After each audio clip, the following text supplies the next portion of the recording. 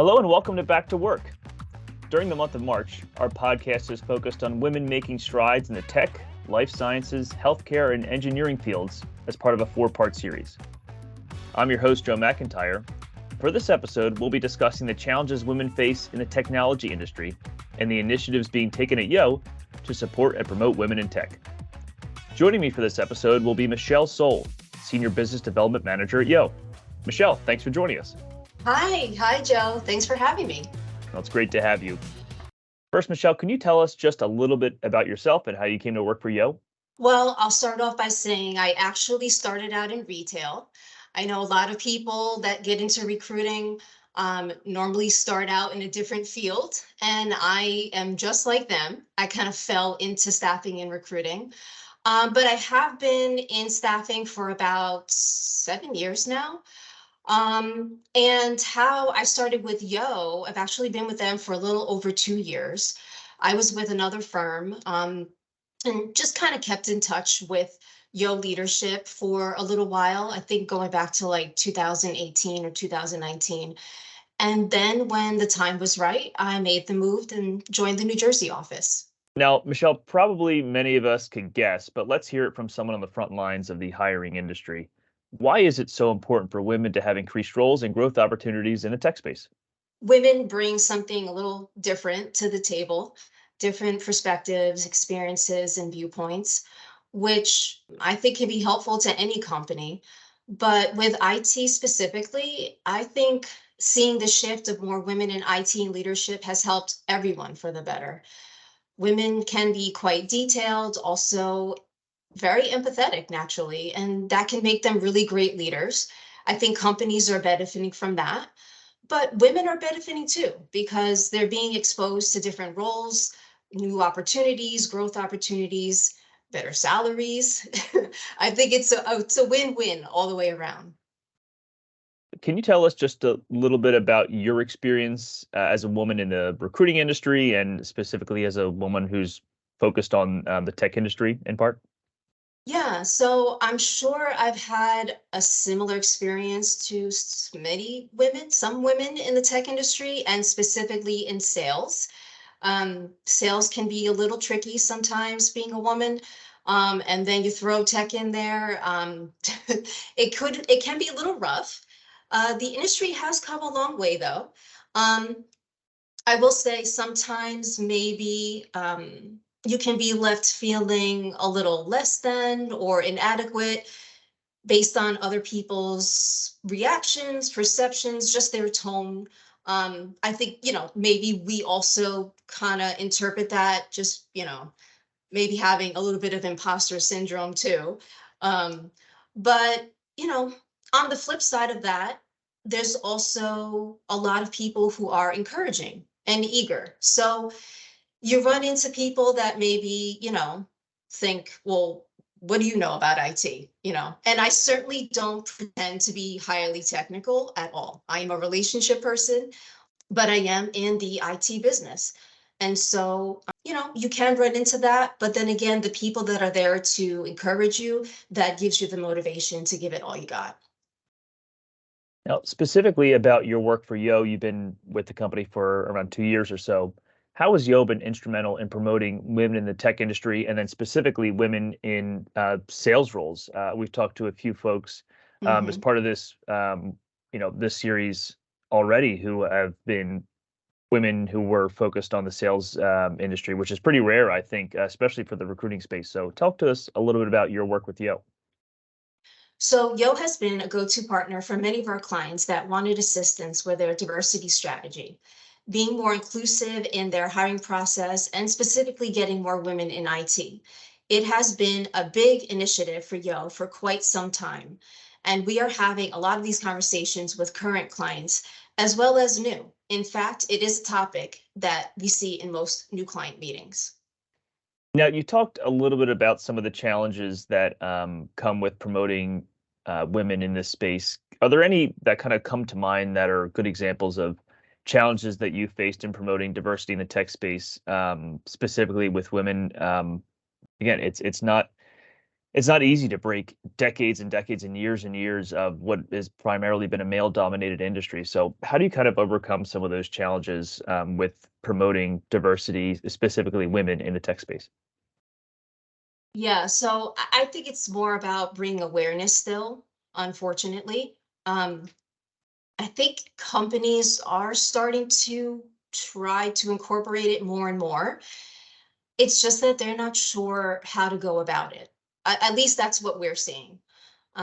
So if it isn't something that's brought up when we're talking to clients or prospects, maybe we work it into the conversation, mention how successful we've been in being a diversity partner. For me, it's a passion. I want to see more women in IT, especially getting into leadership roles. And I think once they see what we've accomplished and that it is a focus for us, it gets them thinking. It either, opens up the door to more conversations, or then it's like, okay, yeah, this is something we definitely want to tackle if it's something they haven't thought about before. So I think that it's being talked about, but awareness is still an issue. Uh, How much of this do you think is having issues hiring women or even earlier? So, getting women into STEM in the first place when they're younger in school and high school and into Hmm. college. Like, how much of it is kind of that way back, when you're little kids deciding what Yes. careers to go with? Yeah. Well, it's funny because I was thinking about that. Um, when I was in high school, and we're going back some time, um, but um, it, I just we were not encouraged to get into tech. We weren't encouraged to get into science or chemistry, or if it was something that you really liked, great, but it still was not like, here, this is a career path for you. It was more, well, maybe you want to get into teaching or being a guidance counselor or a hairstylist. It's like, and listen, those are all wonderful fields. And if that's what you want to do, even right now, go for it. But it's something that you should want to do, not feel like those are your only options. Now, I feel like I see so many cool groups, young women, getting into IT and promoting it. And it's such a change from years ago that I think we won't see all of the benefits right now. We're not going to see all of that success right now, but it'll definitely come. In years to come, we'll see what those changes, brought about, which is, it'll be exciting. Sure. And I guess as a recruiter or someone who works for a staffing and talent firm, how much of the responsibility for increasing diversity, specifically gender diversity, do you feel kind of falls on the shoulders of whether it's hiring managers, HR, and then recruiting firms, and just kind of convincing people that it's not just the right thing to do morally, but from a business perspective as well, diversity just makes sense. And there's a ton of business Hmm. value in that. Yes, there is. And I think, unfortunately, until they see it, because, business is about making money,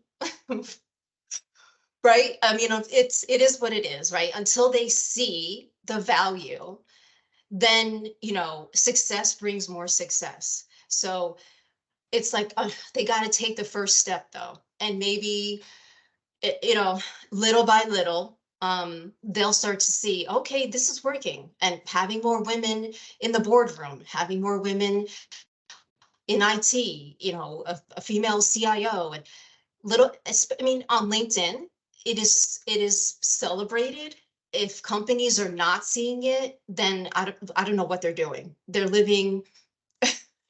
blind, or they're not looking for it intentionally, because it's just proven more and more that employees are happier when they see more people that look like them, when they feel represented, and profits go up when you have women and diversity, throughout the company. It's just, it's a fact. Now, what advice would you give to a woman who's just starting out her career in the tech space? We talked about some of the challenges inherently that many women already faces in this industry. So, what advice would you give to someone who's just starting out their career and kind of figuring out their own way? Um, I would say not to doubt yourself because, and it's so hard to not think that you belong, but you belong. And you have to keep telling yourself that because sometimes that uncomfortable feeling can crop up. You know, we've all been there when you feel like you're not where you should be. I don't know this enough. How am I in this room? These people are smarter than me. They're more, whatever, you know? And that fear, boy, it can really, if you let that eat you up, it can prevent you from moving forward and getting into something that you know you can do, that you should do. And it's an awful feeling, but if you fight that, before you know it, you're a pro. Now, certainly there's been progress made over the past few years. I think you yourself mentioned things have changed over the past year alone, but I think we can all probably agree there's a lot of work to be done to increase diversity, especially getting more women in tech. Can you talk Mhm. about how the industry has changed specifically since you got your start a couple years ago, where it is today, and then finally where you think we need to be, or what do we need to do rather to get where we need to be in a few years? Yeah. Well, I mean, yes, we definitely have seen the progress. I think back to the school conversation, I think that's a big part of it. We're seeing more and more young girls choosing to get into IT. And they're seeing people that look like them, Latinas and all kinds of races that, maybe before they weren't as represented. I certainly don't see, I know they're out there, but I don't see a ton of Latina salespeople in IT. And when I do, it's exciting to me. I mean, I feel like, I instantly connect, like we've got to be friends. So I think we're getting there, but the fact that we're still having this conversation means that we're not there. So when it's not a conversation to be had, and I mean, I hope that we get to that point.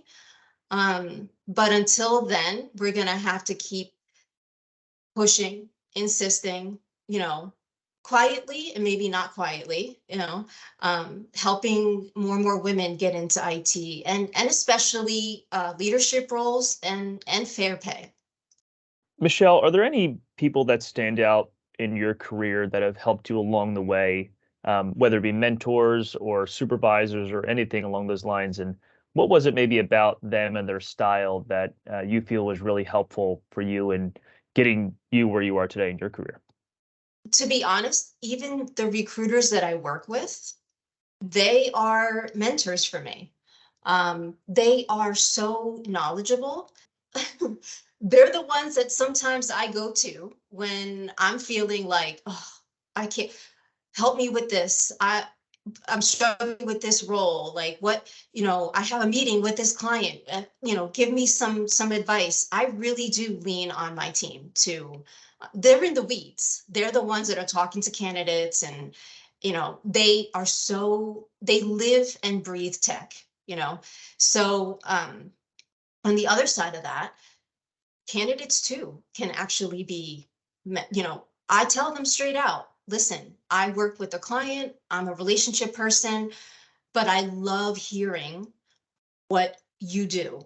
Tell me, explain it to me, teach me. I love to hear about, what you do for work and especially within these particular industries. I've got a thing for retail. I came out of retail, learning about what IT people do for these websites and to help me shop better. you know this is, it's so interesting to me. So between that and of course, management, they are probably my biggest, supporters. I've got a management team that, um, you know, they know when I'm not feeling it. And sometimes it's just in my face and they know. And they give me what I need to, that little push to get through the day, get through the week, because it's an exciting business, but it also can, it can be a roller coaster. And the highs are super high. It's great when you connect with a client, you get them what they need, you're placing a candidate, they're so happy with their job. At the other, end, sometimes it's just a little slow and you're, maybe things don't work out. It wasn't a perfect match. We're basically matchmakers, right? And it's not always going to be a perfect match. So, you know, that up and down, that can kind of get to you a little bit, but with the right support system, it makes the day and the week a lot easier. Well, Michelle, thank you so much for joining us on this podcast and talking about the critical role that you play in opening doors for women in tech. If people want to get in touch with you, want to hear more about you or Yo, or what kind of Yo's doing in this space, how should they do that? Yeah, well, they can absolutely find me on LinkedIn, under Michelle Sohl. And then they can also reach out to me, michelle.sohl@yo.com. I'd love to have conversations with candidates that are open to work and as well as companies that are looking for talent. Yeah, I mean, happy to connect. And Soul is spelled for our listeners? Right. Sohl, not Perfect. like the shoe. Perfect. Well, thank you also to our listeners for joining us on this podcast. On our next episode and final episode of the series, we'll be talking about women in the engineering space. So please tune into that. To hear any past or future episodes of this podcast, please subscribe on Apple Podcasts, Spotify, Google Podcasts, or wherever you listen in. For Yo's Back to Work, I'm Joe McIntyre.